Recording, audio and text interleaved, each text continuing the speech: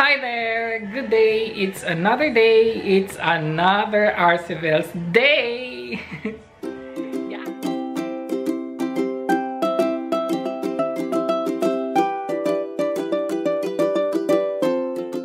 Yeah. And look at our background for today's vlog is our Christmas tree there. Anyways. Yeah, everybody, how are you? How are you? I'm fine. Are you fine? Yes, I'm very fine. Good. I am fine. So guys, anong petsa na? Today is November 3. Friday. Thanks God it's Friday. Wow, parang ano naman. Isang makulimlim na araw today. Hindi siya makulimlim. May sun, pero cloudy and windy and cold and colorful outside anyways. Yes. It's already 10 AM guys. Medyo maaga kaming bumangon. Today is my last day off. Back to work na naman tayo bukas, weekends at panghapon. Nag-coffee lang kami kanina. Magba-brunch ako sana now, pero wala na pala akong rice. So nagluluto pa ako ng rice. I don't know if anong uulamin. What do you want your ulam for today? Ulam? Fish, dried fish. Yes. So, at naghihintay lang akong maluto yung aking rice habang ako with my music and sitting here. Partner is busy with his work. Siya nga pala, naging busy ako the other days, kaya hindi ako nag-vlog. Yung last vlog natin is yung ano lang, yung October 29. Nung ako ng Christmas tree na natin, yun ang last vlog ko, October 29 pa yon. Tapos ano na ngayon, November 3 na. Pakita ko lang, meron kaming ginawa kasi. Kasi guys, iiwan ako ni partner. Partner will leave me for 3 weeks. So I will be alone. 1 week lang ako alone dito sa Germany kasi ako aalis na ako doon sa papuntang Pinas. Pero iwan ako ni partner. Iiwan na niya ako. Kaya mga the other days, busy kami kasi nag-pack na siya. Hindi siya gagamit ng suitcase for this time kasi mahirap daw kasi magta-tracking sila. Yeah, pupunta kasi sila sa Africa, mga kagrupo niya sa zoo, ngayong Sunday. Starting Sunday evening, I will be alone here. And it's nice. Then I will have my ruwetag. Anyway, so yun. Yeah, na-busy kami the other days. Nagpapak siya. Hindi na ako nag-vlog kasi, andyan siya palagi. Kasi tinitinan niya. Kasi tinutulungan ko siya kung paano mag-pack. I mean, yung mga damit lang naman yung ginawa ko para sa kanya. Tapos yan yung malaki. Ang bag na yan is puro damit. Yan yung gagamitin niya doon. Yan lang yung tinulong ko sa kanya kasi the rest, yung sa backpack niya. Mga electrical things niya. Tapos yung mga gamit for camera, so siya ang gumawa niyan para alam niya kung saan niya nilagay. So yung damit lang, pero pinakita ko sa kanya kung ano mga damit yung dadalhin niya, tapos gagamitin niya doon, so para alam niya kung saan niya kukunin. And then while siya nagpapak din ako. Yes, hindi pa yan tapos. Nagpapak na ako guys. I mean, ginawa ko lang siya ng ganyan para alam ko kung anong kulang, kung anong dapat ko pang bilhin. This side is, yan sapatos ko, malinis to This side is chocolates. Pero ipapakita ko yan later kasi hindi pa nga tayo tapos. Sa Monday pa ako, kasi may day off naman ako Monday. Yun nga, magtitingin-tingin pa ako kung ano pang dapat bilhin. Tapos, yun. Tapos itong maliit, i-check-in ko din to kasi tapos na to siya, pero tapos na siya na hindi pa tapos. So, I'll check it again pa. Nilagay ko lang talaga siya dyan para makita ko kung anong mga kulang na dadalhin ko doon. Para, yun ang nagawa namin the other days. Kaya medyo busy kami. Tas walang vlog. So, dito tayo today kasi maganda yung ating background. Meron lang akong sasagutin konting may suggestions kasi meron tayong subscribers na nagsasuggest kung pwede daw. I mean, ito yung vlog natin nung papunta ako ng work, tapos madilim. Nagsasuggest yung papunta ako ng work. Hindi ko alam kung anong pangalan niya, but anyways, nagsasuggest ako, bakit daw hindi ko i-try magpahatid kay partner papuntang work. Normally guys, hindi talaga ako nagpapahatid sa kanya. Normally, hindi talaga. Kasi nga, 15 minutes lang siya walking distance to my work. Well, yeah, madilim. Minsan nakakatakot pero hindi talaga siya 100% na nakakatakot. Ganon. Kasi nga Walang masyadong krimen dito sa Germany, guys. And then dito sa lugar namin is safe. And then, yeah, because I was walking last time, early morning, and it's still dark. And then subscribers ask if you can bring me there to my workplace. Yeah, so that I will not be alone. Yeah, that's what I'm trying to say. He do that, but not in the normal days. Only when it's raining. Nagpapatid ako sa kanya with sasakyan. Pag umuulan lang, guys, pag papunta ako ng work. Pero pag uuwi na ako, hindi talaga ako nagpapakuha sa kanya. Naglalakad talaga ako. Maulan man, mainit, maaraw, madilim. Yun nga, pag umuulan lang ako nagpapatid kay partner. Hindi yung mga normal days. Thank you po. It's not dangerous. No, it's not dangerous. That's why I said, in the normal days, 6 o'clock. yeah, People just... kasi may mga tao naman akong nakakasalubong, guys. Hindi nga siya marami, tapos minsan ako lang talaga mag-isa, lalo na weekends. Pero hindi talaga siya nakakatakot. Madilim lang talaga siya. Yeah, as I've said, there are times na medyo matakot ka, pero hindi eh. Hindi. Ayun nga, nagpapatid ako sa kanya pag umuulan kasi ayokong papunta ako ng work, tapos parang feeling ko madumi dahil sa ulan. Hindi naman siya maputik talaga. Hindi maputik dito, guys, kahit umuulan. Hindi. Ayaw ko lang yung aura na papuntang work tas umuulan. Ayaw ko talaga nun. Anyways, yun po. Thank you again. Si Schweinhexe nagsasuggest, bumili din ako ng camera gaya ng binili mo. Pwede ka ba gumawa ulit ng content na ganun? Kung paano mag-vlog at kung saan tumingin sa camera at any tips? Gusto ko din mag-vlog. Ay, hello, Schweinhexe. Yeah, i-welcome na lang kita kahit hindi ka pa nagsastart ka na ba or hindi pa. Welcome. Well, about reviews in this, yes, I am using the Canon G7X. Pang-vlog talaga to, and naano din ako nito ni Libby Ann. Si Libby Ann kasi ang nag-introduce sa akin ito sa camera na to. Yeah, magre-review tayo niyan. Hindi ko lang alam kung paano ko ba to i-review tas mag-film, 'di ba? Kasi isa lang yung camera ko and cellphone.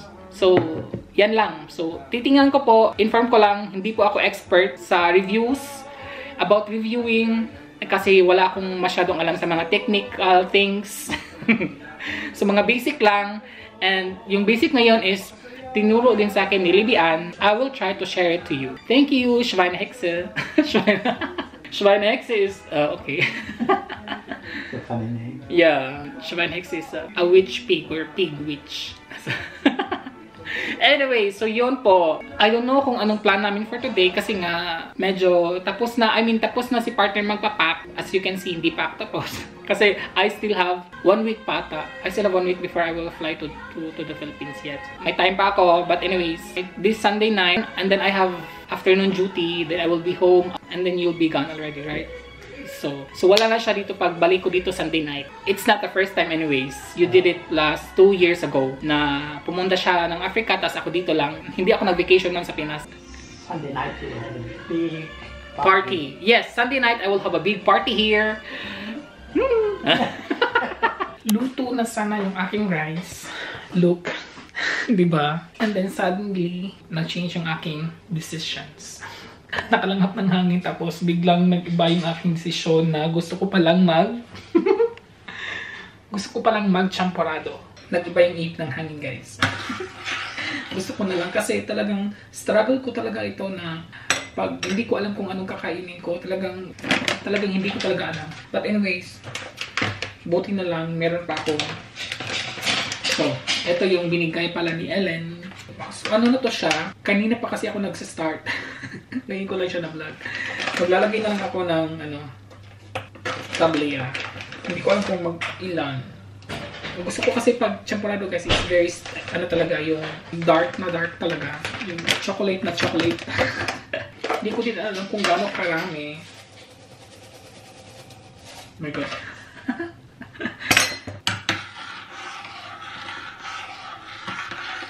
Papakuluan ko lang yan hanggang mag-sticky. At naluto na ang ating champorado. Nainggit si partner. Kala ko hindi siya kakain. Tapos wala tayong tuyo.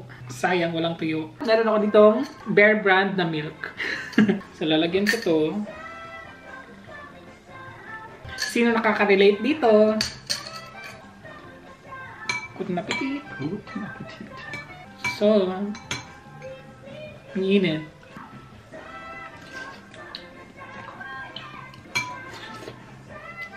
So this is my breakfast and lunch. Menu ko din chicharon. Gusto ko kasing medyo parang may maalat. Ano ba tong mga kinakain ni RC? Very unusual na, di ba? Okay lang yan, uy.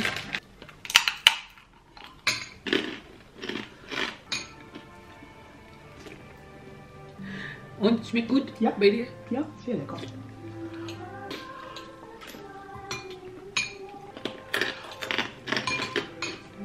Der einzige Unterschied, Milch statt Wasser. Nagwa-wonder kasi siya bakit water yung ginagamit natin.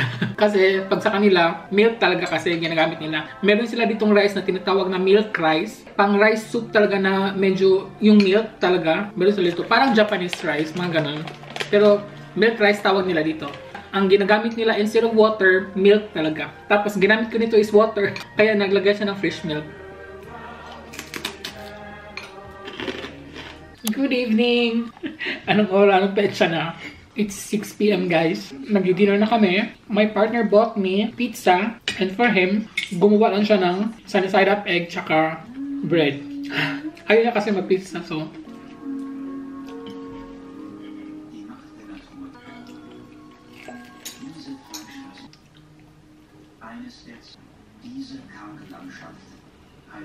Ito yung mga ginagawa ko pag tinatamad ako magluto. Di ba nagluto ako ng rice kanina? Tapos nagluto ako ng champurrado. Pero gusto ko talaga ng something.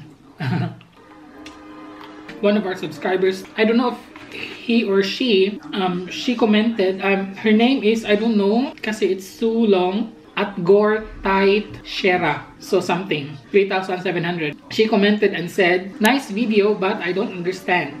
You should speak in English. Why only some words in?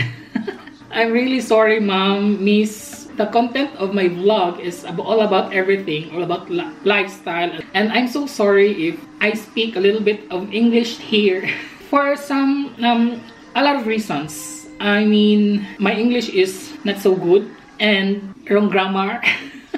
And then, majority of my viewers are Filipinos. For me, it's easier when I speak my own language and a little bit of English and also my native language, which is Cebuano or Bisaya. But still, thank you very much for watching my vlog, even though you don't understand. But still, thank you very much for watching. But every time I make vlog, I make my content, I try to speak in English, but I speak English anyways because my partner is also watching my vlogs. Also, he don't understand everything. And then when he see that I'm laughing in my vlog, then he asked me what did I said. And also, si Rena Tuazon, nag-comment, pag uwi ko ng Pinas, mag-house tour ako doon. Actually po, I did already a house tour sa bahay ko po sa Pinas. Ililib ko po yung link sa description box and check nyo lang po. And then, pag uwi ko doon, mag-house tour tayo ulit. House tour 2023. Kasi 2022 pa yun eh. So, house tour tayo 2023. Soon na po yan. Good evening everybody. I'm just trying to show Schweinehexe kung ano ang setting na ginagamit ko sa aking camera for vlogging. Push lang natin yung menu. From there, just compare na lang to your camera kung paano siya isi-settings. Sa record mode, so yan po. And then sa image quality, yung RAW. Reverse display is on. Image review is 2 seconds. And then let's go to number 2. So yan po, Face ID settings, hindi ko po din yan alam. So set ring function bottom is WB. Quick setting menu layout. And then let's go to number 3. Sa digital zoom, hindi ko siya ma-click, hindi ko siya ma-open dyan. So basta yan lang po ang AF method. Look na lang po kung ano ang nakaput dyan. So let's go to number 4. Ang AF plus MF is off. AF assessed beam is on. Safety MF is on. And audio level is enabled. That's it po. And then let's go to number 5. Highlight tone priorities off. Auto lightings optimizer. Yan po. ND filter is ND off po. Naka-off po siya. Sorry for my camera po kasi gamit ko is my phone. So let's go to number 6. White balance. Yan po yung ating white balance. Paano ba yan? So ano po yan? AWB. WB correction is 0,0. And then picture style is auto. That's it. And let's go to number 7. So self timer natin is off. Nasa sa inyo na po yan. Let's go to our number 8. Our movie record size is, that's, ano po, paano ba yan, So FHD 25.00p po yan. And then wind filter is auto slow shutter is off. So yan po. And then let's go to this one. Create folder monthly. Sa inyo na po yan at hindi ko po to alam kung anong mga ganito niyan, sa mga ganyan. And then let's go to number 2. Ayan po, echo mode is off. And then display brightness is nasa middle po siya. Tapos night display is off. Time zone, home lang nakalagay dyan. So daytime sa inyo na yan. Lens retraction is 1 minute. And then let's go to number 3. So language, of course, English. Mute is on. Volume, hindi natin yan maano. Hints and tips is off. Mode icon. Size /info, big with info. And then let's go to number 4. Touch operation is standard. Units M/cm. So yan lang po. Mga basic lang po talaga to. And then let's go to star. Pwede ba to? Yan na po. Yan po ang aking ginagamit based sa aking nalalaman. And then when you record po dito, make sure lang ito is dapat 0 to eh. Dapat nakatapat yung camera, itong camera na to, nakatapat siya sa 0. Yan po ako pag nagre-records. I mean, pag nag-film, dapat po siya ganyan. So, every time po yan naka-on, nakaganito po yung setup niya, either nagpipicture po ako or nag-film ng video, ganito na po talaga siya. Yan po ang gamit ko. So, para po para ma-compare nyo, so yan po ang feature ng aking screen. So, nakuha ko lang po yan, idea kay Libian po. Thank you so much. So yan, gamit ko na is yung ating camera na Canon. Sorry po if hindi po siya masyado detailed kasi as I've said earlier, wala po ako masyadong alam sa mga technical things about camera. Naka-base lang din po ako kung ano ang itinuro sa akin ni Libian. Schweinhexe, sana po ay nakatulong ako kahit konti. And then one thing po, sabi po ni Libian, every time po na mag-vlog yung naka-on na yung camera, sabi niya sa akin, iwasan ko daw tumingin sa screen. Dapat daw sa lens titingin pag nagva-vlog. Pero for some reason, I don't know, napapatingin po talaga ako. Like now, tumingin ako sa screen, but normally dapat sa lens tayo titingin. Diyan po. Ito pa yung lens, tapos diyan po ang sa screen. So, sabi po ni Libian, mas maganda daw pag sa lens tayo titingin dahil daw para tayo ay nakikipag-usap lang sa ating mga viewers. Pero, sorry po, minsan talaga or always nakakalimutan ko po talaga yan. Kasi, gusto kong tumingin sa aking mukha. Mga ganun po. Mga ganung reasons. Sorry po. But anyways, yon Schweinhexe, welcome in vlogging world. Kung itutuloy mo man ang pag-vlog. And as I've said, sana ay nakatulong ito yung konti nating tips. And again, thank you so much new subscribers. Thank you po again for subscribing and for staying in my channel and for keep watching in my channel and of course for not skipping the ads. Thank you po very, very much. And of course ating mga loyal subscribers, loyal commenters, thank you po again. So yun po ang ating vlog for today. And if you like this video, please don't forget to click the like button. And sa mga hindi po nakasubscribe, subscribe na po kayo. And thank you po so much. Just click the subscribe button po and of course the bell button para naman kayo ay ma-notified every time meron akong new uploads. Thank you po again and until in my next vlog, ingat! Tschüss!